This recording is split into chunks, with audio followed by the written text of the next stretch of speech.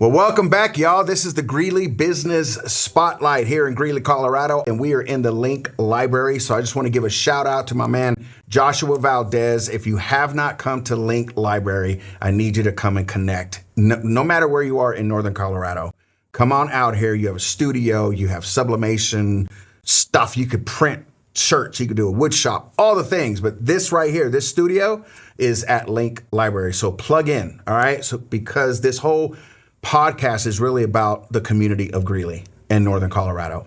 And so today I have the pleasure of announcing our co-host. Like I said last time, we have Dana Jansen from Double J Homestead. So do us a huge favor once again, introduce yourself. And we're going to dive into these conversations about business. So Dana, take it away. Yeah, well, thank you so much. I'm super excited to be sharing this space with you and co-hosting and all of the wonderful things and helping support Greeley businesses and helping business owners out there understand. I'm Dana Jansen, like you said. I own Double J Homestead. It's a little bakery that anything sourdough, sourdough-based, homestead stuff, garden, tallow, you name it.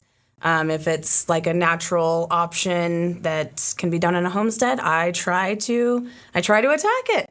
So really looking forward to talking with Coach Paul here and helping you guys get through business and working through it and keeping God right by your side. So looking forward to all of that. That's awesome. Yeah. So speaking of tallow, I don't know if you've watched the show Barbecue Showdown on yes, Netflix. I sure have. Yeah. So on one of the competitions, they were the guy, I forget his name.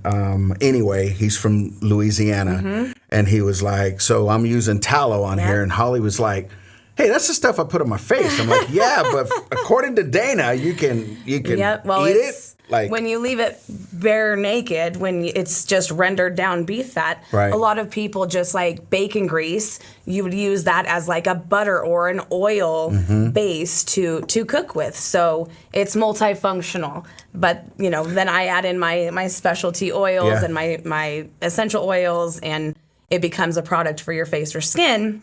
But you can use it. For me that night, it was like 2 nights ago, I was like, I feel pretty educated right now because I know what tallow is. You know on what I mean? A lot of different levels. Yes, on a whole different level. So listen, we're just super excited, y'all, that we have come together. I've known Dana for more than a year, I think. A year and a half, maybe. Over that. Yeah. Because it's been 2 years because we did our podcast a year ago. Yeah. Together. So it was prior to that. And it was at Trivia. So Probably about a year before that. So about 2 years now. Yeah. So, I mean, who better to have a conversation? Because not that anyone else couldn't be the co-host. However, we just mesh really good. We know each other's spouses. We do life together. We cry together. We laugh together. All the things. So I'm like, you know what? Hey, how do you feel about coming on as a co-host? And so here she is. So Dana, we were talking about this the other day when we got on a phone call like a week ago, and we're like, okay, what do we want to base this series on? And so we started talking about like the passion behind it and what it took to carry that, and started talking about like marriage, like the passion in a marriage has to stay alive, and how do we do that? And I think it's the same for a business, right? Absolutely. Yeah. So we want to talk about what is going to sustain you as a business owner. What has sustained us as business owners? Even though I'm a coach and a lot of my things are digital, you're Double J Homestead, so everything is physical. Yeah. But it's that same thing that sustains us. And so what is the one thing that you can speak to right now as far as like the passion part, the starting point of your business? What was that thing, or what is that thing today, every day, that you wake up to say, this is what's going to sustain the passion so I can continue on? For me, I've owned a couple businesses. I had a boutique a couple years ago. For this one, I think it was just growing into that the passion wasn't this love bomb, right? Because no one can sustain the love bomb of whether it's in a relationship, a friendship, a business. When you pour your whole heart into something and you give it 1,000% of you, you're bound to get burned out in any of those scenarios. So I think learning to progressively and slowly pour my passion into this and have my passion grow rather than just, pouring everything all at once and then it burned out quickly, was really what this business and what I've built now differed from in the past, where pouring my passion in slowly at a time and having it grow rather than burn out has been my biggest thing with Double J Homestead. Gotcha. The growth I've made mentally to look at it and say, I want this to be sustainable. I love this. I've loved, past businesses that I've poured into, but it wasn't sustainable because I threw all of my passion all at once and wanted results right then. And then that quickly burned out because you can't build a business overnight. It doesn't work like that. So to have in the back of my mind knowing, okay, mentally, this has to be a passion that I'm pursuing slowly over time and letting that love build and passion build rather than expecting overnight results. You said this time around it was, I want this to be sustainable, not I need this to be sustainable. Right. And there's a psychology behind that because when you need something, it's like dopamine hit. Yes. Like, correct. I need this to work. Yeah. Why do you need it to work? And sometimes it comes back down to, I want to prove it to so-and-so, or I want to prove it even to myself. Yep. Right? Yeah. I was in a conversation yesterday with a very good friend of mine, April, and she was like, I got this revelation today. And I'm like, what's that? She's like, in order for us to really embrace the positioning that God has put us in is when we really truly understand our identity. And I'm like, ooh, that's good. Ooh, that's real good. I'm like, that's good. She's like, because here's the thing. If we're fighting something, it's because we're trying to do something externally based on what God is speaking to us internally. Right. And I'm like, wow, that is good. So we went deep for like 20 minutes. I was like, yeah, but what about this? And we're just kind of breaking it down. And so when I heard you say, this time around, I want this to be sustainable. This, it's not, it has to, I need it to. Right. No, it's like, I know that this is something that I'm supposed to do. Yes. Because you perfected your craft. Yeah. Well, and like you just said, I took a lot of time to learn myself, to dive deep into God and His Word and my mental health and what was important for me to focus on within me. Yeah. And not someone who I thought I was supposed to be. Yeah. And for a business to be successful, you really do have to know yourself. Gotta know who you are. Exactly, because who is God speaking to? You're going to hear what you want to hear, and you're going to twist it however you want if you don't truly know who He is intending you to be and to attack that. That's so good. With what you just said too is like, I'm telling you, like you must have been in our room somehow. Fly on the wall. But I was like sitting there going, this whole thing of identity, this whole thing of knowing who you are and how you're going to function and all the things. Yeah. Sometimes we take it down a place to your point of living a life of how people say that we should live or who we are. Right. And so when we look at life is full of snapshots. So we've been framed in a picture, right? So literally we've been framed to eat a certain way, sit a certain way. We go to school, guess what? All the desks are lined up a certain way. We've been programmed to sit a certain way, talk a certain way, receive a certain way, give a certain way. Yeah. All those different areas of our life. But when we break the frame, because we look at life and business, sometimes we're looking at our old failures saying, well, I'm not going to do this simply because those three didn't work. Yeah. Right? Right. But your mindset was, no, I know that I have a product and I know that I've worked on me. I know that I'm stepping into this. And I love the fact that you said, I'm walking into the passion incrementally. You didn't say the word, but that's what I saw was like increments of passion, of learning to love something great. Yeah. So it's like when you date somebody, when you dated your husband, it's like, no, you're going to know me on this level. Right. And then I need to know you on this level. And then, okay, now we can trust each other. And then another conversation and another conversation. Yeah. So that was what I pictured when you were talking about that. I'm like, this is so good because that love bomb, it will destroy the thing Yep. that you desire to put out. That's right. Make sense? Yeah, absolutely does. Amen. Yeah. Absolutely. Okay, so after you asked me about how I got started on my pursuit of passion, how I wanted to build on passion, Right. and not just have it be a passion today and then have it die. Tell us about your perspective of that and how you had your passion plan set out to keep it long term of something that you wanted to grow on. Well, it began with ministry. Okay. So we were leaders over a 12-step program, which is Set Free. Okay. You've heard me talk about it before, so much that I tattooed it on my arm like a weird guy. But at the same time, it was, we started to learn because one of our members started calling me coach. Okay. Like, hey, coach, put me in. I'm like, well, why do you keep calling me coach? The only coach that I knew as a life coach was like a John Maxwell, a Tony Robbins. And this is 15 years ago. Right. So I'm like, I'm not that guy. Like, I'm street, baby. I'm like outreach, stepping on needles, doing the crazy stuff. But when we started to find out, Dana, that we weren't working with people that were only addicted, we were working with families that were broken, families that had been, molested by the father, and then the father kills himself to escape. And so now they're left with this destructive cycle. Mentality. Mm-hmm. Right? Yeah. Start walking it out with them to find out like, oh, okay, I'm actually really coaching these people because of what I went through, the things I dealt with, the things that I was exposed to was like, oh, I'm supposed to help people in this area. Wow. So it comes back down to, I didn't know back then, but find what you're good at and create something for the people. Right. And that's what I did. That's what both Holly and I both did. And so I think y'all have heard me say this before, but your gift from God is what you do with the least amount of effort.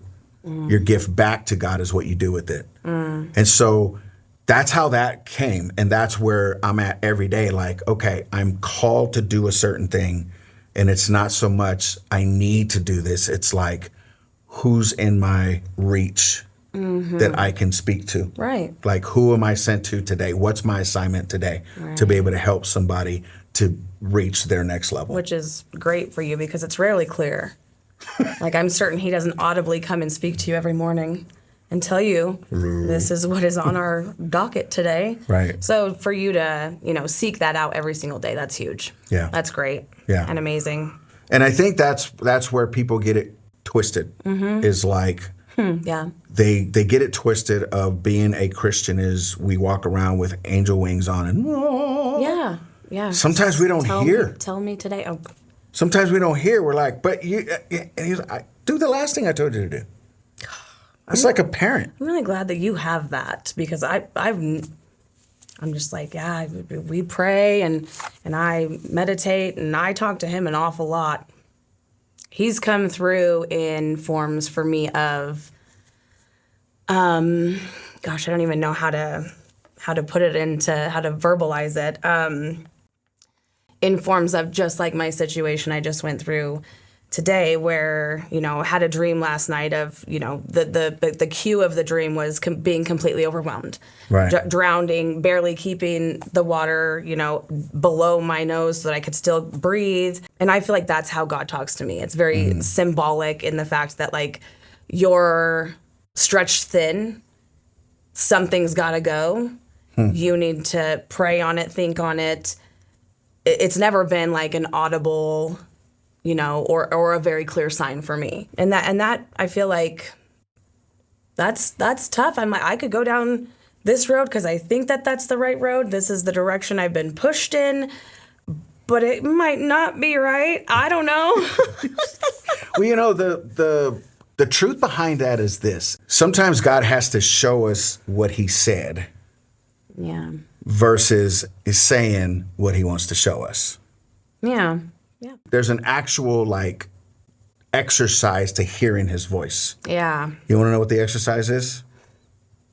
Yes. You just shut up and listen. Because you said it. We all do it. Like, I was just talking to the men yesterday morning, and I'm like, we give God our time, our prayer, and we think it's holy and all the things. But what do? We come with this big old package and we say, this is what I've put together and I need you to bless it. Yeah. Versus, this is what I have. How do I do it? Right. We never ask for the blueprint. Oh, yeah, no. We say, bless me because I want to do this Guide me. for you. And he's saying, no, I don't need you to do it for me. I need you to do it with me. Right. Because there's a difference. Absolutely. He doesn't need us to do it for him for accolades. Right. He wants us to do it with him because he wants to be in the midst of it saying, I got you. Right. And then he allows us to go down this road to say, but this isn't what it's supposed to look like. Right. Yeah. When you look in the whole Bible, each person was like, this ain't where I'm supposed to be. Like, what? Right. What? And he's like, I know. But I had to get you here to so you can face this, so you can go past that because that's going to happen again. Right. But now I need you to learn it. But now you know. Yep. That's You it. know how to handle it. You know how to operate. You know what steps I need you to take. Yeah. It's an experience. Like you've experienced this before. Yeah, absolutely. So, yeah. Yeah. And that goes back to the whole, prayer is me talking to God and meditation is me trying to listen to God. And that's literally how I do that is, just take that 30 minutes. You're quiet. Your mind's quiet. You're trying to hear what he is trying to say to you of what you have talked to him about. Right. And yeah, it's not always clear. It's not always clear. It's not always clear at all. And I think that's, that's where our faith comes in and we just we do the best we can, just like everybody in the Bible has. Yeah. And you learn. And know that everything's not always going to work out exactly the way we expected it to work out. Correct. Because we just don't know. It's actually probably not. Yeah. So listen, y'all, this has been so good. This is part one. And so what I want to land on, and we can unpack that for the next few minutes, is shifting the mindset is really passion is a spark, not the system. So it's like a campfire. When you go camping, Right. You guys went camping a couple of weeks ago or whatever, right? Yep. And so you create that spark, it starts the fire, but it doesn't keep the fire. Right. You have Yeah. to continue to keep adding kindling Yep. to the fire Fuel. because it's not the entire system. It's only a piece of it. When we really look at that and say, okay, this is not going to sustain everything, that's where everything can change. That's really good. Any thoughts on that? That's just so good because it really brings the conversation full circle. That note right there, passion is the spark, not the entire system.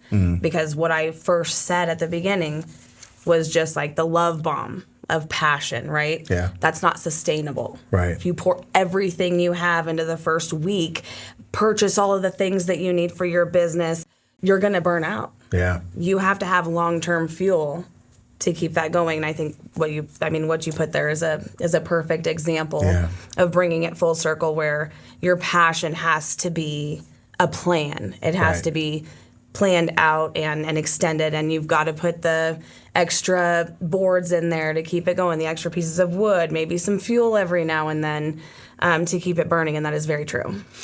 Well, we're going to end with this because what you said was just profound, is when you look at, let's just say, lighter fluid for a fire. Right. If you were to use that entire can of lighter fluid, Yeah, how are you going to keep going? it's going to go, and it's going to go high. It's going to go good, and nice bonfire. But once Blazing. that thing is done, Right. no wood, no extra, no nothing, Yep. it's going to burn out Yeah, and that happens quickly. quickly. What we're saying, guys, is this, is if your business is built on passion alone, it will fall the moment that pressure shows up. It's with anything. It's with your relationships. It's with your friendships. It's with your family. It's with your friends. It's with whatever that may be. The passion is the thing that leads you, but the reproduction of it every day is what keeps you. So, listen, any final words? I think you covered it. I think we've I covered think it. we nailed it. We did it. High five. High five. Well, listen, we will be back and we will tap into episode number 2, which is going to be talking about pursuing when things get real. If you want to hang out with us, Subscribe to this YouTube channel. I'm thinking of putting it on Spotify as well. So wherever your favorite platform is, but right now it's specifically on YouTube. Subscribe, share it out with your friends and family, drop us a comment, and let us know what topics you would like to hear as well. And we would just keep this fuel going. Yeah. All right. So once again, Paulie Barra. Dana Jansen. And we out. We'll see you next time. Bye.